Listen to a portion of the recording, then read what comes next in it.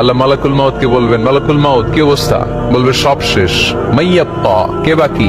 মালাকুল মাউত বলবে জিনেরা বাকি, যাদেরকে দেখা যায় না। আল্লাহ বলবেন জিনদেরকেও শেষ করে ফেলো, রুহু কবজ করো। মালাকুল মাউত আজরাইল জিনদের রুহু কবজ করবে। আল্লাহ এবার জিজ্ঞেস করবে, ইয়া মালাকাল মাউত আখবিরনি মাইয়াব্বা, এবার বলো আর কে বাকি? মালাকুল মাউত বলবে, আল্লাহ মানুষগুলো সব শেষ, জিনগুলাও শেষ, এবার বাকি ইবলিস শয়তান। কে বাকি? ইবলিসরেও শেষ করো, ইবলিসও শেষ। আল্লাহ আবার জিজ্ঞেস করবেন, ইয়া মালাকাল মাউতি মাইয়াব্বা, আর কে বেঁচে আছে বলো? মালাকুল মাউত বলবে, আল্লাহ আপনার কথা অনুযায়ী পৃথিবীর সব মানুষের রুহু কবজ করলাম, সব জিনদের রুহু কবজ করলাম, ইবলিসের রুহু কবজ করলাম, এখন আছে শুধু ফেরেশতা।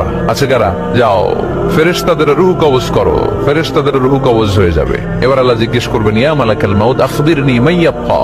মালাকুল মাউত বলবে, আল্লাহ আপনার কথা মতো ধরে ধরে সব শেষ, ফেরেশতাও শেষ, 4 জন ছাড়া। কয়জন ছাড়া? জোরে বলেন, কয়জন ছাড়া? ইসরাফিল, জিব্রাইল, মিকাইল, আজরাইল।